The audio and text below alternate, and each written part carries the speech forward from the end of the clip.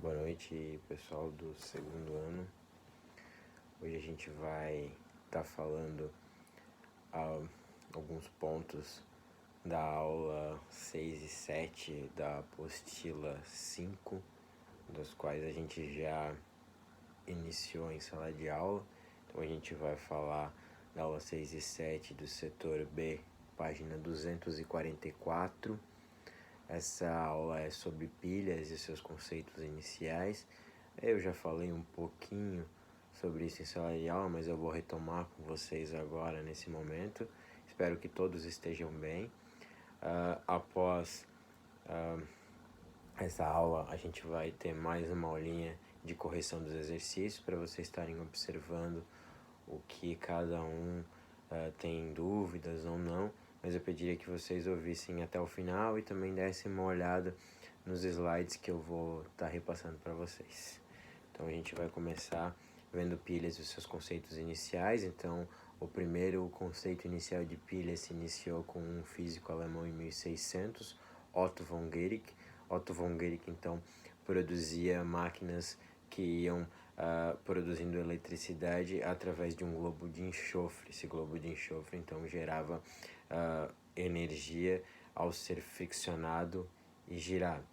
Logo depois a gente tem aí os italianos começando esses estudos. Então a gente tem primeiro Galvani. Galvani então começou a estudar os músculos dos animais e colocando eletricidade nesses músculos, e ele foi de suma importância nos estudos de medicina até hoje. Então a gente tem aí, por exemplo, o conto de Victor Frankenstein, que foi baseado em Galvani. Nessa história de colocar energia no corpo, ele descobriu então que os nossos músculos eles conseguiam ser manipulados pela energia elétrica. Daí a gente tem hoje desfibriladores e outras coisas mais aí como uso na medicina moderna. E depois, um dos mais importantes foi Alessandro Volta, que criou a primeira pilha realmente com base no material que a gente tem hoje na pilha AA que vocês usam nos controles remotos. Galvani, então, ele usou esse conceito de eletroquímica para depois Alessandro Volta, em meados de 1800, conseguir construir esse dispositivo para depois, por exemplo, trabalhar na armada de Napoleão, onde ele foi nomeado, né, nessa armada de Napoleão.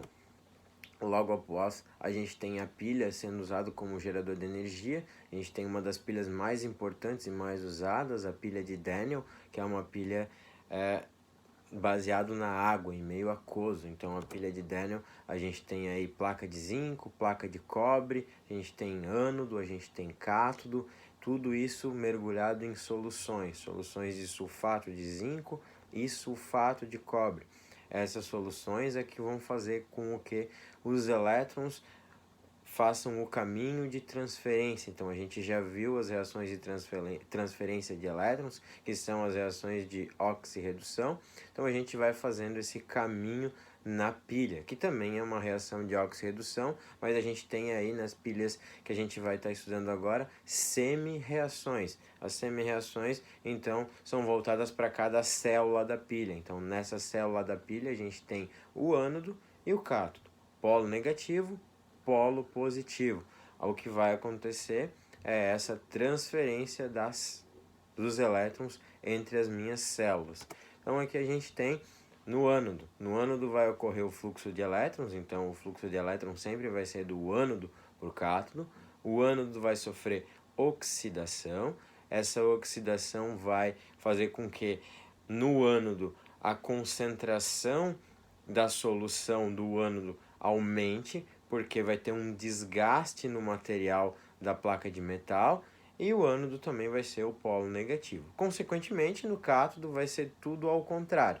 No cátodo não vai haver transferência de elétrons, então o cátodo vai receber os elétrons, consequentemente o cátodo vai sofrer redução e o cátodo vai ser o meu polo positivo da pilha. Ou seja, no polo positivo é onde vai ocorrer depósito do metal da solução. Ou seja, a placa no cátodo vai ter um aumento desse metal depositado e vai ter uma diminuição na concentração da minha solução. A gente tem aí como fazer esse passo a passo na reação global de uma pilha. Então, para a gente construir essa reação, a gente tem as duas semi-reações.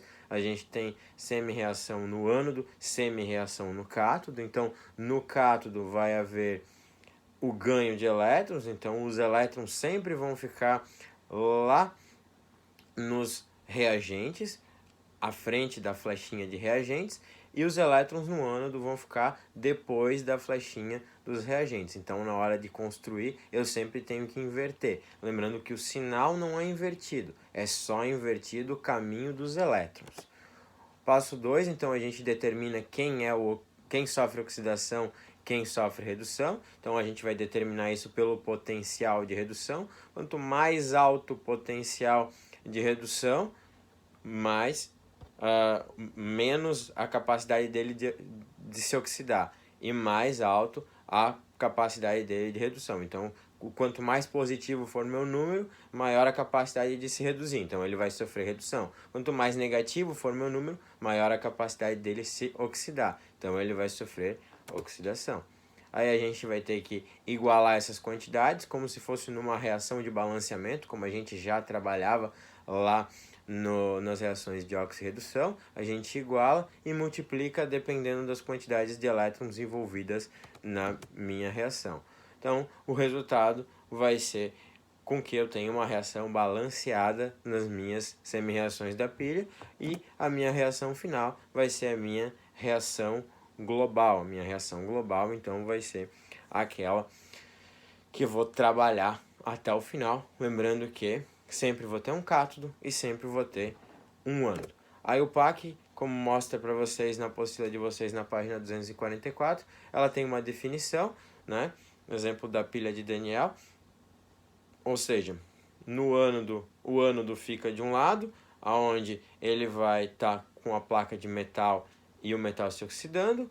As duas barras vão significar a ponte salina entre as transferências de elétron, e depois no outro lado o elétron ou o metal